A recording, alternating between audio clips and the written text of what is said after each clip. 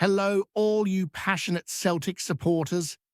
Welcome back to your hub for everything Celtic, where we dive straight into the latest developments at the club. First off, a massive thank you to everyone showing their support.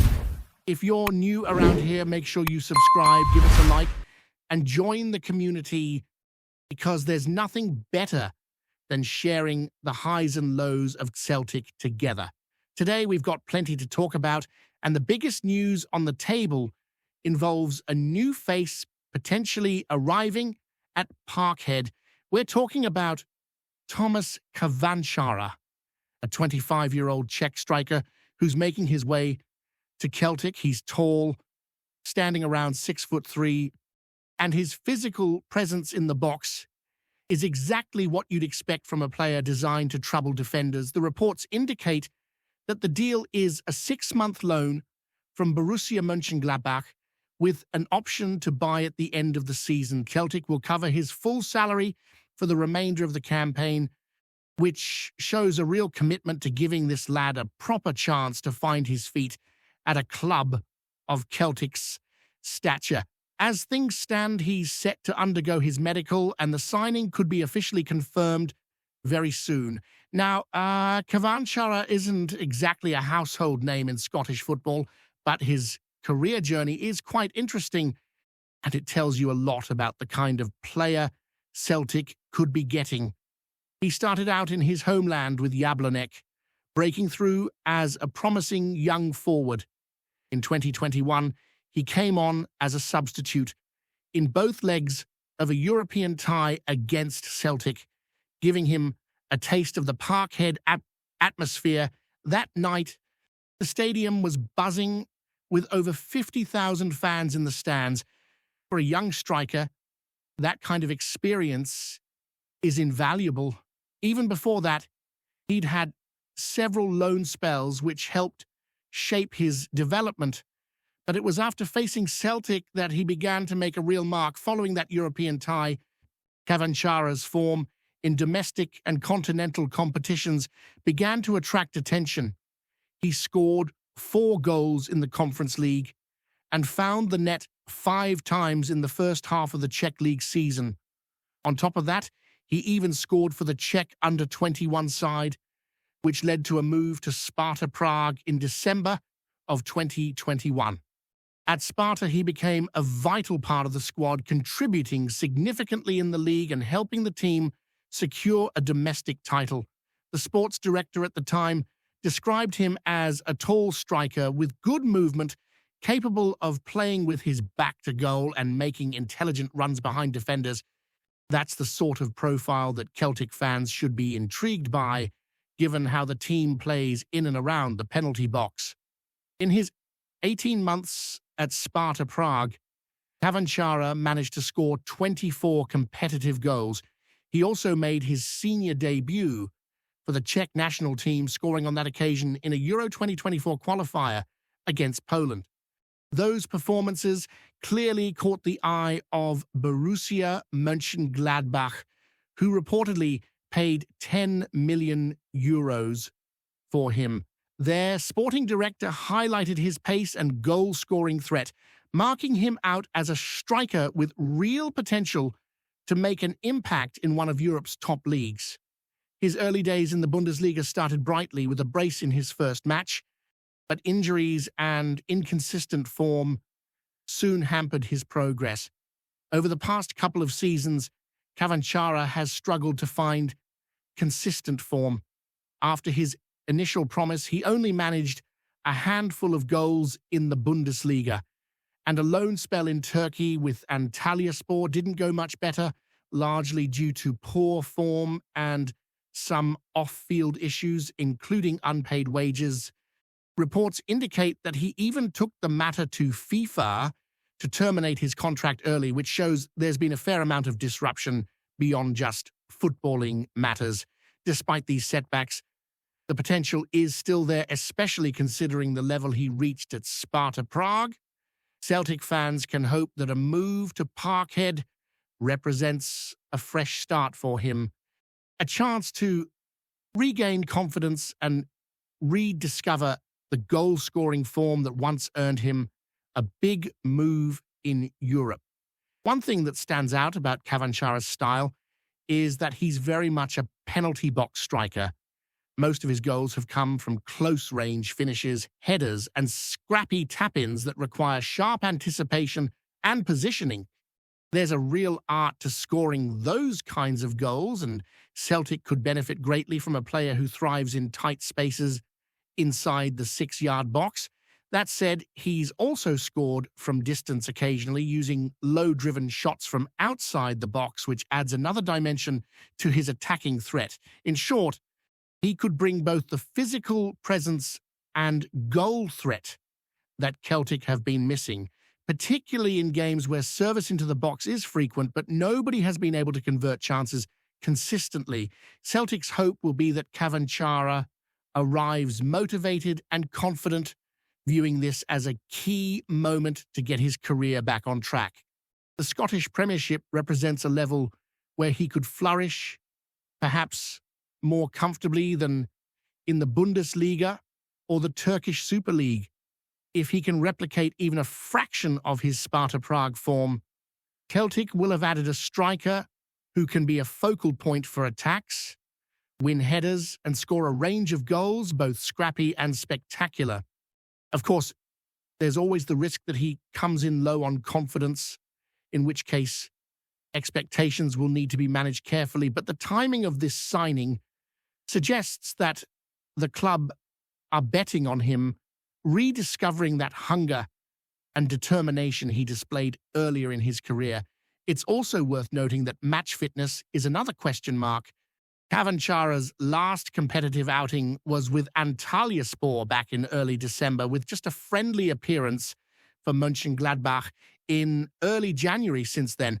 That means he's not exactly ready to hit the ground running for the upcoming clash with Hearts at Tynecastle. The management will need to assess whether he's fit enough to feature immediately or whether he'll be eased in gradually. Still, the squad could certainly benefit from his addition, particularly as Celtic look to build momentum in both domestic and European competitions. Another layer to consider is the broader transfer situation at Celtic. With recent departures in key scouting and coaching roles, the club has been scrambling to identify talent, relying on a newly assembled scouting team, including James Bell-Walker and Sean Maloney. Their role has been crucial in passing along profiles of potential signings to Martin O'Neill for final decisions, for it's clear that the board have put pressure on the team to deliver results in the transfer market, and Cavanchara could be one of those decisive signings that defines how Celtic navigate the rest of the season. Finally, looking ahead to the next few fixtures, there's plenty to consider. Hearts are set to miss a few key players through injury and suspension, which could play into Celtic's hands at Tynecastle. On top of that, Celtic face an important Europa League clash away to Bologna, where squad selection and match readiness will be critical. Cavanchara may not feature immediately, but his arrival signals intent from the club to strengthen the attacking options and address gaps that have been apparent in recent months. With all of these factors in play, it's an exciting time for Celtic fans, even if a bit nerve-wracking, as the January transfer window begins to shape the team for the crucial stages of the season. Turning back to Cavanchara's journey, it's important to understand the context of his struggles over the past couple of years. After his initial promise in the Bundesliga with Borussia Mönchengladbach, where he scored twice in his debut, his momentum quickly faltered. Injuries, inconsistent form, and limited playing time all played a part in halting his progress. The ankle injury he suffered early on kept him out for months, and although he returned to score a few goals, he never truly established himself as a regular threat in the league. In the second season, he found it even tougher, managing only 2 goals in all competitions, a sharp contrast to the prolific form he had shown in the Czech league. Seeking regular playing time, Cavanchara moved on loan to Antalyaspor in the Turkish Super League. On paper, it seemed like a fresh start, an opportunity to rediscover his confidence and score goals in a competitive league. In reality, it was far from straightforward. His time in Turkey was marred by a combination of form issues and serious off-field problems. Reports emerged that Antalyaspor was struggling financially, failing to pay players their wages. Cavanchara reportedly had around 200,000 euros in unpaid wages, which led him to take the matter to FIFA and officially terminate his loan agreement. Such circumstances are stressful for any player and certainly can affect performance on the pitch. Despite all that, Cavanchara's potential has never truly gone away. His time at Sparta Prague showed what he's capable of when motivated and supported properly. He has the ability to score in a variety of ways, particularly as a penalty box striker. His goals often come from scrappy situations, tap-ins and headers, which might not always make the highlight reels but are vital for a team like Celtic that relies on crosses and service into the box. Celtic's style could suit him perfectly, offering him the chance to play in the areas where he thrives most and providing consistent opportunities to put the ball in the back of the net. Physically, he's a presence that can trouble defenders, especially in set-piece situations. Standing at 6'3", he's difficult to handle in the air, making him a target for corners and free kicks. In addition, his ability to hold up the ball and play with his back to goal offers Celtic an option to relieve pressure and bring others into play, something that has been lacking at times in the first half of the season, with a big game at Tynecastle coming up and the Europa League clash with Bologna on the horizon. Having a striker who can dominate the penalty area could make a significant difference, even if he's not fully match fit for the next fixture. His presence in training and in the squad will add depth and competition. Celtic fans should also consider his mental approach. A player who has faced challenges abroad, from injuries to contractual disputes, is likely to have developed resilience. If he arrives motivated and focused, this could be the ideal environment for him to regain confidence. The Scottish Premiership, while competitive, is perhaps a level where his skill set can flourish compared to the higher intensity and defensive sophistication of the Bundesliga or Turkish Super League. The club's coaching staff will need to nurture him carefully, manage his fitness, and gradually integrate him into the matchday squad to ensure he hits the ground running in a sustainable way. Looking at Celtic's current squad and recent form, the need for a striker of Cavanchara's profile is clear. The team has created chances in recent matches, but has lacked a consistent finisher. By bringing in someone with a strong presence in the box and a nose for goal, Celtic can maximize the service that's already being delivered from wide positions. The hope is that Cavanchara will replicate the form that once saw him dominate in the Czech League and make a case for becoming a regular starter. He'll also bring international experience, having represented the Czech Republic and scored on his senior debut. That international pedigree can add a layer of maturity to the squad, particularly in high-pressure situations. On the tactical side, it's likely Celtic will deploy him as the focal point in attack, giving wingers and midfielders a target to aim for. His ability to run behind defenders, coupled with his aerial threat, creates options for various attacking strategies. In addition, his physicality will allow Celtic to compete better against bigger, stronger defenders in the Premiership. There's also the potential for him to score those spectacular long-range goals as he's shown in previous spells, adding unpredictability to Celtic's attack. Fans should be excited about the combination of scrappy finishes and occasional spectacular strikes that he can bring. From a psychological perspective, it's vital that Cavanchara integrates quickly into the squad. Confidence is everything for a striker, and Celtic's dressing room has been through a few challenging months. The team needs someone eager to make an immediate impact, someone who sees Celtic as the perfect platform to reignite their career. If Cavanchara embraces that opportunity, he could not only improve his own form, but also lift the team, contributing to better results and creating competition for places that strengthens the squad overall. Looking at the wider picture, Celtic's transfer approach this window has been urgent but pragmatic. The departures of Wilfried Nancy, Paul Tisdale, and Chief Scout Jay Lev left gaps in scouting and recruitment that had to be addressed quickly. Bringing in experienced talent spotters like James Bell Walker and utilizing Sean Maloney's expertise has been crucial in navigating the remainder of the January window.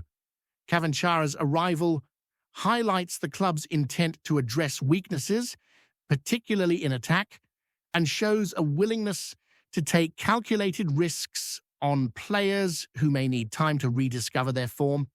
Before we proceed, subscribe to our channel and enable notifications to receive all exclusive news about Celtic FC. Don't miss any details about your favorite team. It's extremely important for Celtic FC fans. Someone's going to pay for this.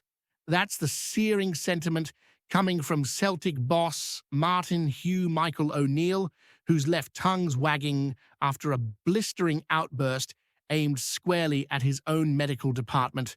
The Northern Irishman, famed for his fiery temperament both on and off the pitch, has openly accused the club's medics of sabotaging his squad at the most crucial of times, with the looming showdown against Utrecht casting a long shadow over the Parkhead camp.